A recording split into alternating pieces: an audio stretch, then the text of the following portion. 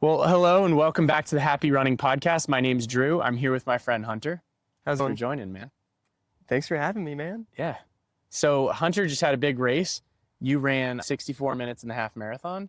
How'd that feel? Felt great. That was my first PR in the half in 3 years. So that was a pretty big victory for me. When was the previous time you had attempted a PR before that? Attempted a PR? Yeah. I actually had ran a half marathon in October down in Phoenix. Wanted to run a PR, completely fell apart in the race. And I actually I think I ran 71. And this was Pretty far off. Yeah, this was like 3 months before I ran 64. Yeah. So in this race, when did you realize that you were going to hit it? Honestly, I think it was about mile 5. So I went out and I was alone for like a quarter mile because a lot of the front of the race went out a little quicker than I wanted to. And I found 3 guys to run with. And we were clocking off like 4:55s, 5 flats for miles. And so what's the average for, what was your exact time? 64:42. Nice. So it was a 4:55 average. Okay. But the first 2 miles were hard. Like I was a little worried. We went out through the first mile and I was like, eek, this is a little harder than I wanted it to be. Second mile was a little bit less difficult. And then I would say by 3 miles and I was like in a good rhythm. But I think a lot of that had to do with I didn't get to the start line early enough. There was a lot of traffic.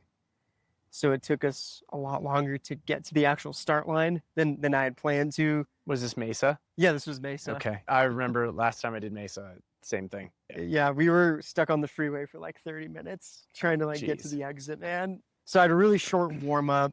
I really just jogged like 8 minutes and then did a couple strides. Okay. Yeah. Awesome. And so what are your ultimate goals? Because you've been focused on the half marathon for a while.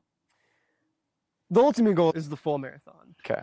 So my goal is to run an OTQ under 2 hours and 16 minutes to go race at the Olympic trials in 2028. And for reference, anyone listening, that's like 5:10 per mile or something. Yeah, 5:10 right? per mile. Yeah. Cool. So that's the ultimate goal. I would say I've been doing half marathons to prep for the marathon. Yeah. The main event is the marathon. And so thinking about like your progression as a runner, can you tell us a little bit about how you got there? Because 64 minutes is fast. It's not professional fast, but it's on the faster end of like a sub-elite category, I'd say. So what was your history like? How'd you get into running? And then how'd you ultimately progress to like, you live in Flagstaff, you compete, and you run at a pretty high level? Yeah. So I'll start with, for one, I feel like a calling to my soul to run and to figure out how fast I can actually get. I'm not sure where that comes from, but it's there and it's always been there. I started running in 2013, my sophomore year of high school, and I was good in high school. I competed at every state meet. Best I did was I was 12th in the state in cross. I was much better at cross country than track. And then ran in community college. Could have ran at the university level, D3, D2. I don't know if I could have made D1. I had a couple offers from Division II schools when I was coming towards the end of my second year of community college. But something called me to Flagstaff. So I had ultimately decided to move here instead of go run for some university in Wisconsin or wherever. So I moved up to Flagstaff, tried out for NAU's team, did not make the team. And then I was kind of stuck, plateaued at a fitness level, I guess, for 3 years. I was now junior, senior in college. And then even after I finished college, I hadn't even broken 15 minutes yet in the 5K. Okay. I just kept training. I kept training and I kept training hard. And I was just trying to copy what I saw successful runners doing. So I copied a lot of what the NAU team was doing. What was the competition like when you were trying out for the team? Would've- How'd you compare, I suppose? Yeah, that would have been after their, I think, second national title. Oh, shit. So I wouldn't have even been anywhere close to like a top Case in 7. point. Yeah, it was a pipe dream, is what it was. Sounds motivating though. Yeah, it was motivating. You know, I wanted to be out there. I wanted to be part of the best team in the country, the best collegiate team in the country. But who was I to be on that team? But I had to try, right? But I just kept training, and I was clocking countless, like 120-mile weeks, 110-mile weeks, 100-mile weeks. And I think I just believed that if I clocked enough of them, I'd get fit at some point. I'd get fast at some point. And then 2022 rolled around, and I signed up for my second ever half marathon. And I went down to Phoenix, raced, and I didn't have any expectation. And I ended up running a 65:39, just coaching myself. Sorry, what year was this?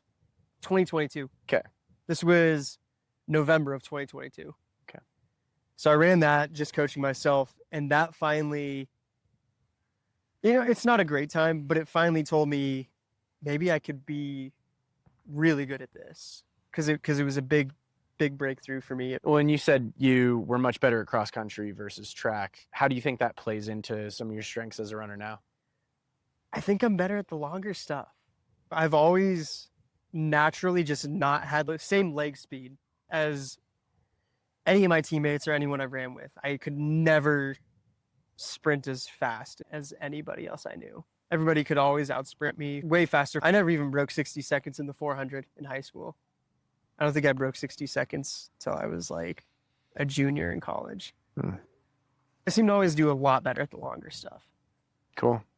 Yeah. And do you think that plays into your training now? Like, do you kind of lean into that, or do you think that you focus on some of your weaker areas or areas where you see more improvement? Kind of both at this point. I still hit high mileage. What I would say, I'm always, my like lowest mileage per week is 95, unless it's a taper for a major race. Otherwise, I'm 95 to about 115 a week. Yeah, you've told me that one of your strengths is that you're like a really resilient runner. Do you think that's just talent? I think that's my talent. That's the card you were dealt? I think there were 2 talent cards I was dealt. I think one of them is I'm resilient, like my body just doesn't break. Not easily, at least. Yeah. And I think the other one is my mental fortitude to just keep going and not stop. And so let's talk about OTQ. So the OTQ now, you have to run under 2:16. That's really darn fast. I think for someone like me, my most recent marathon now was a while ago because of injury, but I ran 2:28 in that. I felt like I had more. And also last year before I got injured, I felt like I was in a much better place. So like that previous goal of like 2:18 to me felt like, okay, it's not a crazy thing for me. The jump to 2:16, I think a lot of people probably were kind of upset about that. Like, what do you think about the time difference? Do you think that it's like tangible enough to make a difference in your training? So first, I'll agree with you. I remember I was training for an OTQ when it was 2:18. Yeah. And I was like, okay, that feels doable. And then they decided to bump it to a 2:16, and there was a hot minute there. I was like, eek, I don't know if I could hit that. So previous half marathon, you said 65 and change. Yeah. Was that kind of your metric that you were going off of before, like your best overall race time? Yeah. So I was going off of that because also when I ran that 65, that took everything I had. Like there's room for no more on that one. And I had raced one marathon. I raced CIM in 2023, completely fell apart after half. And I was right on pace to run 2:18. Cramped up, fell apart at half, and I finished at like a 2:49. Oh, wow. So what do you think the big factor was in you like did you cramp up? Did you just like hit a wall and blow up? I cramped. Like both my hamstrings cramped. I think part of it was a training issue, and then another part of it was a fueling issue. Tell me about the training issue. I think just like pepper it into everything. Everything, Okay. dude. Like, and I had no like. There wasn't a lot of variety in my training. Like we're doing 110, 120 miles a week. One day a week is a long, steady effort at like 5:30, 5:20 pace. And then the other one is threshold miles, which were probably too fast at marathon pace or faster than marathon pace. I feel like that threshold trap, it's like probably with Strava doesn't help, but like most people, they call something threshold and it's like they're kind of dying at the very furthest end of threshold most of their workout, and they start like a little slower. So there's like, it seems like they're working into it. Yeah, common trap. Yeah. I mean, it was just all ego for me. And like, I wanted to show off like, oh yeah, like the pros are running like 5 flats. I can do that, Well, I will say 64 minutes is pretty quick. So like, how do you think training in Flagstaff, like what does training in Flagstaff mean to you? How's it impacted your training? At first, no, but now, yes. How long ago was that the switch flipped? Last year. Oh shoot. Since 2019. So 7 years now? Wow. Yeah. Dude, that's wild. Yeah, 7 years, right? So it's always felt way easier to go down and run at sea level since I've lived here after like my first year. But I would say like for me, I had a really big breakthrough in the last year. Okay. What do you think that was? You think it was just like purely physiological? You're like, your body's kind of adapting to the load at altitude and, tougher recovery. I think my body's finally like adapting to the training and the altitude. Okay. And I got a coach. Oh, sick. So I was self-coached for the first 6 years I lived up here. Okay. And so do you think that, did your coach reveal things about your training to you that you felt like maybe were hidden under ego or under, something? Yeah, I run a lot slower for my like threshold workouts. Okay. Like when I do miles or 2 miles, the fastest I'll go usually is like 5:10. When I used to always try to hit 5 flat or like 4:50. Yeah. So considerably slower, and I take more rest. I used to do like 60 to 90 seconds rest. I do like 2 minutes now. So for people who don't train at altitude, like your half marathon is essentially an hour race pace, right? It's probably really close to threshold. So for like faster runners, that's really common that their threshold is essentially like half marathon pace, or at least really close to it. And then you're saying you're running at fastest 15 seconds slower than that, which at altitude, a lot of people who train up here for threshold, maybe they'll run like 10 seconds slower than sea level threshold pace, right? Yeah. Something like that. 10 to 15. So you're actually on the more conservative end, I'd say. And I think that's something I learned is how much I should actually be adjusting for the altitude. Yeah. Because it's harder to run up here, and it's going to take a bigger toll on my body, and it's going to take me longer to recover than if I was at sea level. I mean, my paces are obviously a lot slower than yours, but marathon pace for me, like my training paces, it's probably conservative because I feel like I get a big gain going down to sea level because I'm really tired because I have like a family, and like we'll talk about your career too, like it's pretty demanding. Yeah. So I feel people like us who, we're not anyone special in the world of running, at least not in Flagstaff. Yeah. All those things like take a big toll. And then on top of that, you have the impact of lack of recovery living it in Flagstaff, which is like, for me, is brutal, dude. Like, I go to sea level, my heart rate drops like from, if I'm fit up here sleeping, my heart rate might be like 43, 44. Yeah. I go to sea level, it's like 37, dude. I'm dead inside. So, but like that's physiologically, like it's a huge difference. So that makes a ton of sense that would make a big difference in your training. Yeah. It is. And I'd say that the other thing we switched out was, I mentioned like I kind of like spam marathon effort, marathon pace. Yeah. I kind of do a lot of like VO2, more like closer to VO2 now, and hills. Okay. and steady long runs. Cool. And steady. So what does steady mean to you? A moderate effort for the first 80% of the run. Okay. And then a close at marathon effort for the last like 1, 2, 3 miles. I've noticed that in my Strava stalking we were talking about. Like a lot of my long runs now are 20 miles, 18 miles at 6 flat pace, and then last 2 miles at 5:20 or 5:30. And so for people who don't know altitude conversions, like a 6-minute pace in Flagstaff might be comparable to like a 5:45 steady run at sea level or something. Yeah. So significantly slower than your marathon pace. Goal marathon pace would be what, 5:10, right? Yeah, 5:10. That's the goal. A lot slower. Yeah. Longer distance. Yeah, that's the goal. And you should, I mean, on paper, if you're well trained, like you should be able to hit an OTQ, which is probably a really cool feeling. Yeah.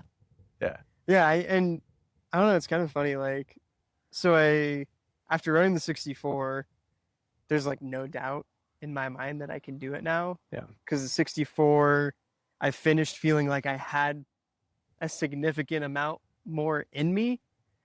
And then I'd also raced the marathon project like 2 months before that. Go. So good until mile 18. Oh no. Way better than this when I raced CIM, like I mentioned, but like again, trying to figure out fueling for me is now the thing for the full. But I was hitting 5:10s, 5:09s through 18 miles, and it felt easy. Wow. And then my legs just kind of locked up on me. Oof. Yeah. Are you a puker? No, not usually. No. Not usually. It's weird. I don't think I was getting enough fluid in with my gels and all that. Makes garbage. sense. Yeah. I asked some friends recently because I don't have like a running background. Like I started running when I was like 27. 27? 27. So I started at your age. I'm 34 now. But like I don't puke when I run, but I guess some people are just pukers. I know guys that are like, we'll be doing like a 4-mile easy run, and they'll just be like, oh, hold up. And they'll just like go puke. Or like videos of Connor Mance Yeah. on YouTube, just like, but that's probably because he's just an amazing athlete and Yeah, runs so hard that his body built is like different. revolting. He's built different, man. So we talked about like a little bit about your training. You said you're generally a high mileage guy. Yep. I'm curious, you've been kind of, seems like not focused on the half marathon, but that's been a good like gauge for you to gauge your fitness. Leading up into the last one, what were some key workouts that you were doing that helped you understand like this is what's feasible for me, this is like a safe pace for me to go out at, and then just like building confidence going into the race? Honestly, I think the biggest key was marathon project when I raced that. So we started my training block for that, and I started adapting to workouts a lot faster than we thought I would. So we started popping me in half marathons to test fitness. And then I went and run the marathon, and I did not get what I wanted out of it. So I felt fired up about it. And like I wanted to I felt like a need to display my fitness. Yeah. So I took like 10 days off after that. And then we started my next training build. And I went to my coach. I was like, hey, I think I want to run Mesa. Like I still feel super fit. So I had like 3 weeks. You didn't feel beat up after the marathon project? For like 3 days. Okay. Yeah. Probably because like kind of blew up early and didn't really. Yeah. Okay. So I had like 3 weeks of just mileage. And then I had 3 weeks of workouts. And I think one of the key workouts that we've been doing is 1Ks. And I usually do them on the track. How hard do you do them? Like, it's supposed to be like a 7 out of 10 effort. Like 7 out of 10, 8 out of 10 effort. And compared to like your threshold, if you're running by effort, what do you think that is? Like a 4 to a 6?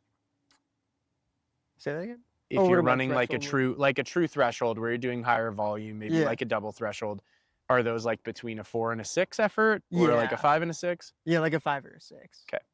And so first week of workouts, we had me do 1Ks, and I was running them at like 3:06 a K. I got through half, or not even half of them. I got through 4 of them out of 12. And I was like, this is way too easy. And so I started running like 3:02s. And then like the week before the Mesa half, I was running 3 flats for 12 by K. And I think that told me like, okay, like I'm ready to go rip a half. Yeah, 12 of those. That's awesome. So that's 3 minutes per K. Is that essentially your half marathon pace? Faster. Or faster? It's like 4:48 pace. Okay, so slightly faster at altitude. Yeah. And 12 by K, so that's pretty good. Yeah. With like 2 minutes jog rest in between each one. How do you think, like, so you have a coach, obviously your training's evolved since getting a coach. Yeah. But if you look back to like old Hunter, let's skip like end of high school, let's say. Yeah. Skip early high school. How do you think your outlook on running has evolved, and what do you think the biggest differences are in your training that have made you seen like tangible gains? Wow. That's a lot.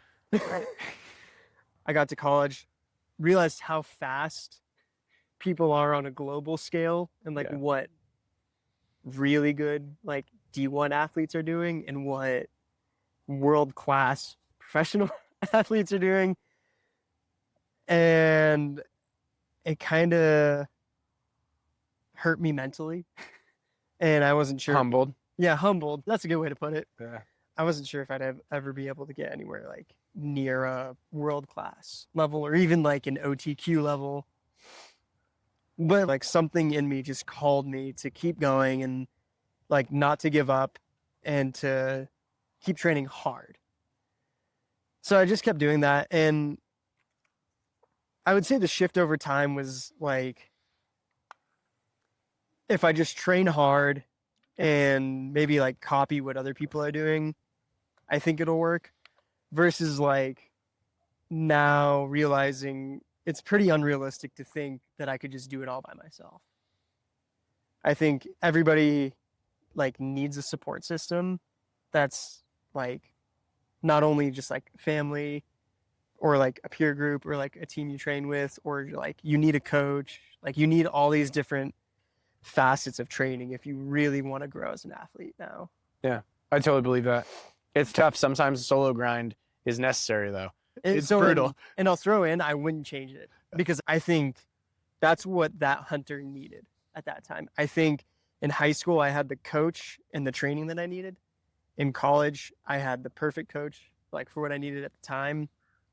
And then I think that period in between of me training by myself, training myself, was what I needed to build, you know, mental resilience. Yeah. Along with a huge foundation of miles. And so living in Flagstaff, like a support system for me, I don't like often run with folks. Like I get to run with you every once in a while, I think, because our schedules coincide really well, which is awesome. Yeah. It's been a goal of mine to like try and find people to run with more. But how many days a week do you realistically get out and like run with people? And also workouts, you know, like how often are you working out with people? Regular runs once, maybe twice a week with someone. Okay. Usually, that's pretty good. I feel like right now I'm kind of in like a in-betweener space where I'm like starting to get faster than maybe some of the guys I used to run with, or like some of the guys I used to run with aren't really running anymore, but I'm not quite quick enough yet to like really hop in workouts with some of the like professional guys or the sponsored guys up here. Okay. And rapid fire question. Yeah. Consistency versus intensity. What do you focus on more on a day-to-day basis? Consistency. Why? Intensity is great and it has its place, but you can be too intense. And if you're too intense, you break down. And if you're too intense, it's not sustainable. Yeah. You'll stay healthy. You'll keep stacking weeks. And you'll keep building your foundation up. Like you said, you hit kind of a turning point 7 years after living at altitude. Yeah. So just like goes to show like consistency. Yeah. If you're playing the long game, I also feel the same way. Like if I have something come up at work and it's like, oh, I have to choose between like a really slow jog because I don't have any time to warm up or cool down or anything, and just like do something for 30 minutes or do nothing. I feel like just that consistent showing up every single day has made the biggest difference for me. And you're definitely more aerobically developed than I am, but that comes with the consistency because you've been doing it since an early age. So I love like reminding people, if anyone's focused on like, oh, I need to like run the perfect workout, or like if I don't do X, Y, Z, then there's no way that I'm going to feel confident going into my race. Well, tons of people go into races banged up, beat up, had a tough time, but they were able to show up every single day for 10 years before that, and the body adapts and you're able to do it. So I think that's really cool. I think with intensity, like when you go too intense for too long, you end up like getting that burnout. And like I just don't think it's like it works long term. Maybe for some people, everybody's different, but. So that said, what's next 6 months? Lay out what your training looks like. Yeah. When are you going to try an OTQ? Why? So we're building me up training wise. We're building me up right now for the marathon. We've been shifting me to do more and more workouts every week. When I started training again in January, I did only mileage for 3 weeks. Then we started throwing in a light workout and a slightly harder workout. So 2 workouts a week. Now I'm doing 3 workouts a week and a steady long run. Wow. And will build me out to 115 miles a week max, probably. So let's pause there. 3 workouts a week. Yeah. What do those workouts look like? Yeah, so right now, a very standard week for me is Tuesday morning, threshold, longer, higher volume reps. So Tuesday, I did 3x2 mile in the morning.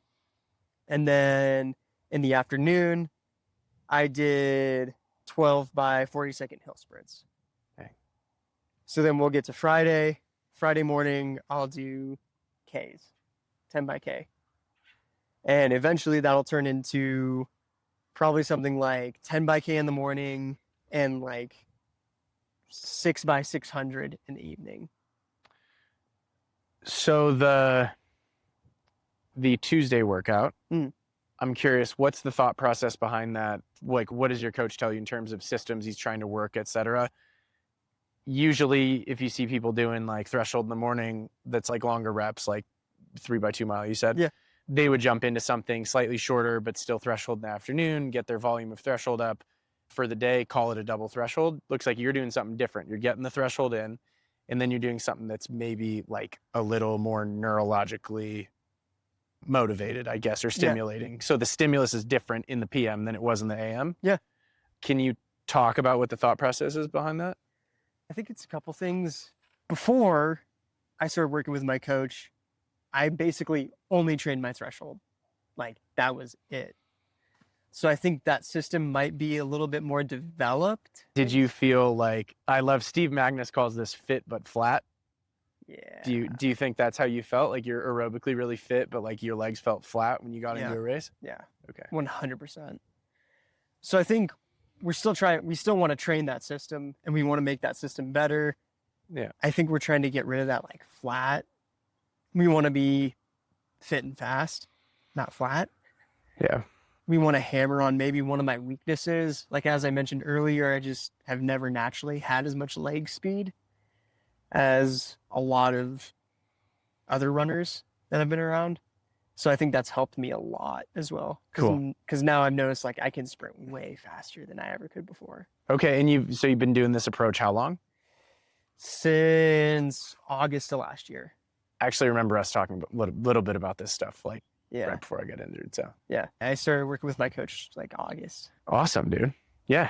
Well, great. So your next race, about that? Next race, Cherry Blossom 10 miler. Sweet.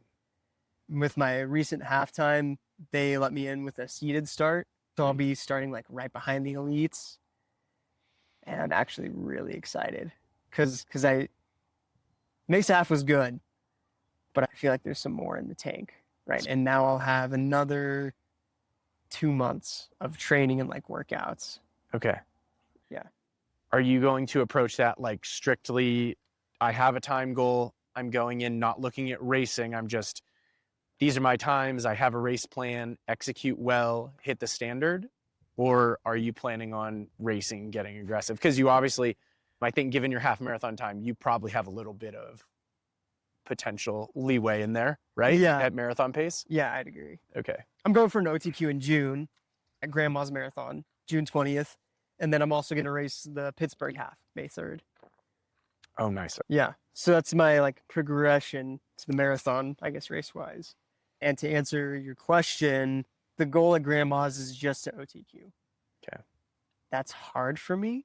I'm a very competitive person and I like to race, but the long-term goal is the trials and I need to get there more than anything. Like and I think we just want to get me there versus like risking, let's go race, run aggressive, run a really good time and maybe blow up again.